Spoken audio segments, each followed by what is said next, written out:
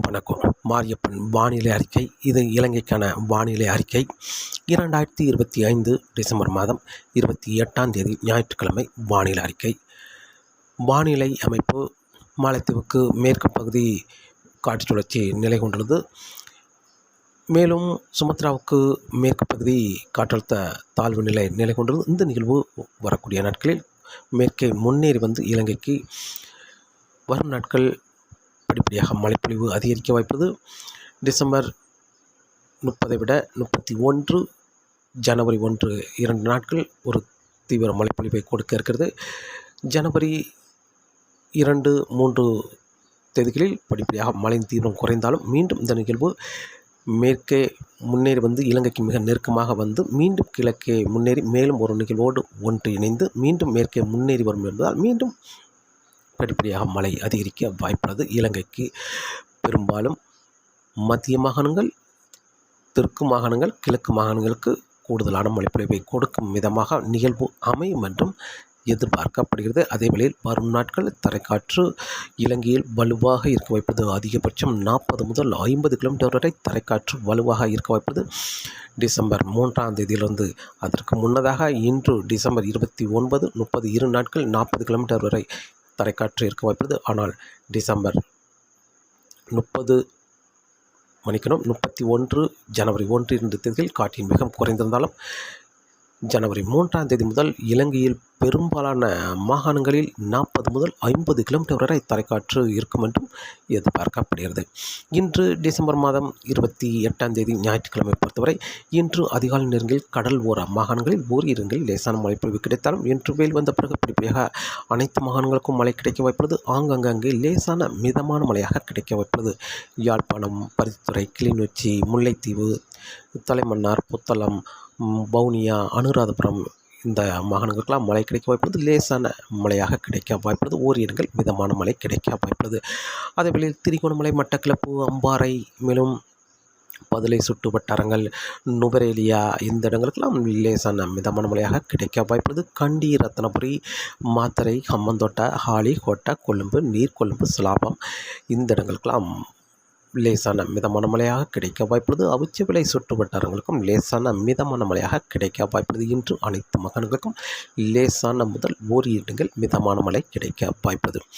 நாளை டிசம்பர் 29ஆம் தேதியும் அதிகாலை நேரங்கள் கடல் ஓரங்களில் ஒரு சில இடங்களில் லேசான மழைப்பொழிவு கிடைக்க வாய்ப்புள்ளது. வெயில் வந்த பிறகு படிப்படியாக அனைத்து மாகாணங்களுக்கும் மழை கிடைக்க வாய்ப்புள்ளது. லேசான முதல் மிதமான மழை கிடைக்க வாய்ப்புள்ளது.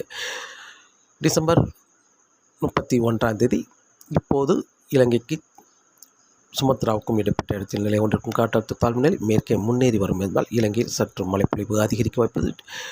ஜனவரி 31ஆம் தேதி டிசம்பர் 31ஆம் தேதி பெரும்பாலான இடங்களில் மிதமான மழையாகவும் ஒரு இரு இடங்களில் மிதமான முதல் சற்று கனமழையாகவும் அமைய இருக்கிறது.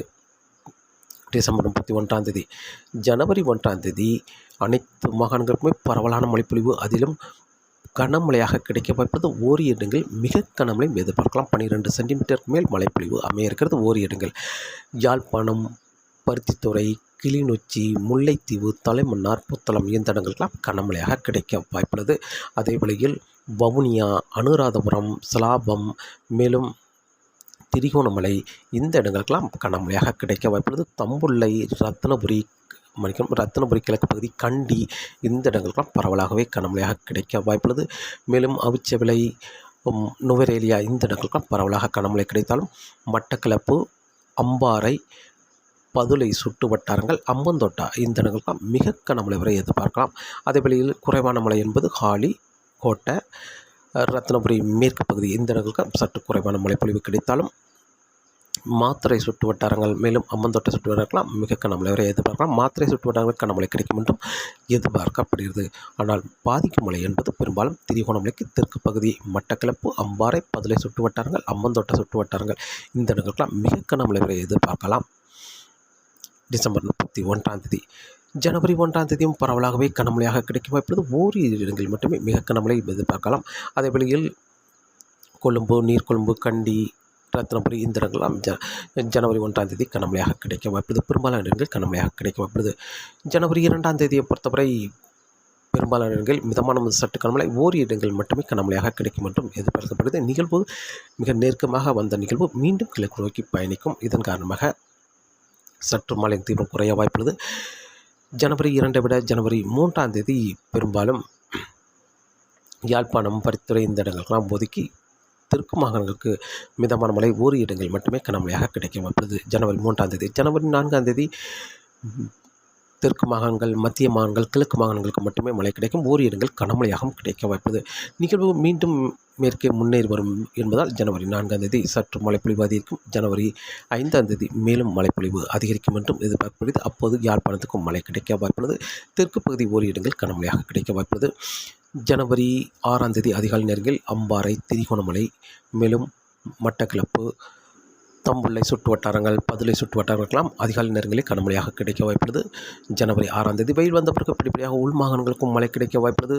கொழும்பு, நீர்கொழும்பு, கண்டி, காலி, கோட்டை, அம்பந்தோட்டை, ரத்தினபுரி இந்த இடங்களுக்கெல்லாம் மாலை நேரங்கள் கனமழையாக கிடைக்கும். ஆனால் வட மாகாணங்களுக்கு குறைவான மழையே கிடைக்க வாய்ப்புள்ளது. மிதமான முதல் சற்று கனமழையாக கிடைக்க வாய்ப்புள்ளது. ஆனால் யாழ்ப்பாணம் இந்த இடங்களாம் மிதமான மழையாக கிடைக்கும் என்றும் எதிர்பார்க்கப்படுது. ஜனவரி 7ஆம் தேதி சற்று பரப்பில் குறைந்த இடங்களே மழை கிடைக்கும் என்றும் எதிர்பார்க்கப்படுது. தெற்கு மாகாணங்களுக்கு மட்டுமே மழை கிடைக்க வாய்ப்புது.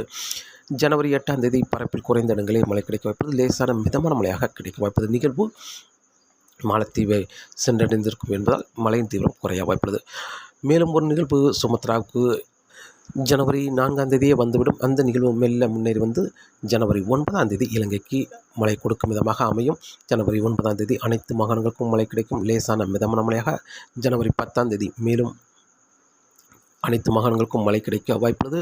அந்த நிகழ்வு மேற்கே முன்னேறி வர படிப்படியாக இலங்கையில் மீண்டும் மழைப்பொழிவு அதிகரிக்கும் என்றும் எதிர்பார்க்கப்படுகிறது. நிகழ்வு தீவிரத்தை பொறுத்து, நகரை பொறுத்து மீண்டும் ஜனவரி 10ஆம் தேதிக்கு பிறகு மழைப்பொழிவு கூடுதலாக மழைப்பொழிவு கிடைக்குமா அல்லது குறைவான மழையை கொடுத்து நிகழ்வு மேற்கு நோக்கி பயணிக்குமா என்பது வரக்கூடிய நாட்களில் பார்க்கலாம்.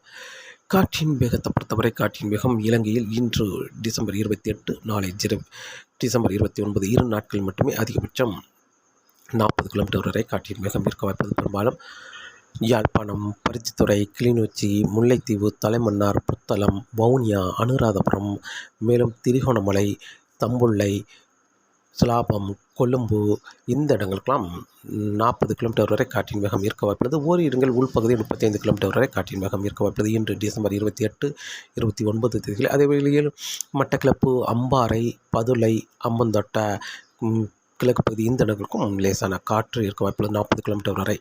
இன்றும் நாளையும் காற்றின் வேகம் இருந்தாலும் டிசம்பர் 31, ஜனவரி 1, 2 தேதிகளில் காற்றின் வேகம் சற்று குறைந்து காணப்படும். ஆனால் ஜனவரி 3ஆம் தேதி அதிகாலையிலிருந்து காற்றின் வேகம் படிப்படியாக அதிகரிக்கும்.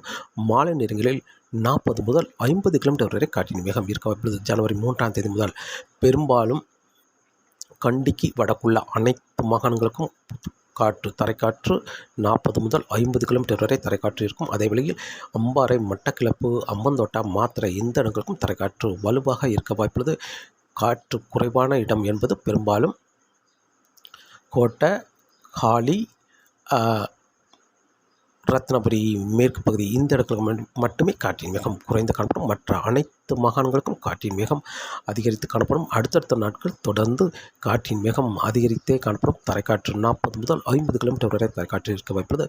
அதே வேளையில் மீனவர்களுக்கு மீன்பிடிக்க இப்போது டிசம்பர் 28, 29 தேதிகளில் மன்னார் வளைகுடா, குமரிக்கடலில் காற்றின் வேகம் இருந்தாலும் டிசம்பர் 31, ஜனவரி 1, 2 தேதிகளில் மட்டுமே காற்றின் வேகம் குறைந்து காணப்படும். மீனவர்களுக்கு மீன்பிடிக்க சாதகமான சூழலாக காற்றின் வேகம் அமையும். ஆனால் ஜனவரி 2ஆம் தேதி நள்ளிரவு முதல் காற்றின் வேகம் படிப்படியாக அதிகரிக்கும். ஜனவரி 3ஆம் தேதி அதிகாலை நேரங்களில் காற்றின் வேகம் வங்கக்கடலில் 40 முதல் 50 கிலோமீட்டராகவும் இடையிடையே 55 கிலோமீட்டர் வரை காற்றின் வேகம் இருக்க வாய்ப்புள்ளது. ஆனால் மன்னார் வளைகுடாவில் ஜனவரி 3ஆம் தேதி முதல் 45 முதல் 55 கிலோமீட்டராகவும் இடையிடையே 60 கிலோமீட்டர் வரை காற்றின் வேகம் இருக்க வாய்ப்புள்ளது. மன்னார் வளைகுடாவை பொறுத்தவரை. குமரிக்கடலை பொறுத்தவரை ஜனவரி 3ஆம் தேதி முதல் 50 முதல் 60 கிலோமீட்டராகவும் இடையிடையே 65 கிலோமீட்டர் வரை காற்றின் வேகம் இருக்கும் என்றும் எதிர்பார்க்கப்படுகிறது. ஜனவரி 5ஆம் தேதிக்கு பிறகு 70 கிலோமீட்டர் வரை காற்றின் வேகம் இருக்கும் என்றும் எதிர்பார்க்கப்படுகிறது. குமரிக்கடல் பொறுத்தவரை மீனவர்களுக்கு மீன்பிடிக்க ஜனவரி 3ஆம் தேதி முதல் அச்சுறுத்தும் வகையில் காற்றின் வேகம் இருக்கும் என்றும் எதிர்பார்க்கப்படுகிறது. தொடர்ந்து வானிலை அறிக்கையை கேட்டு பயன்பெறுங்கள். மீண்டும் சந்திப்போம். நன்றி, வணக்கம்.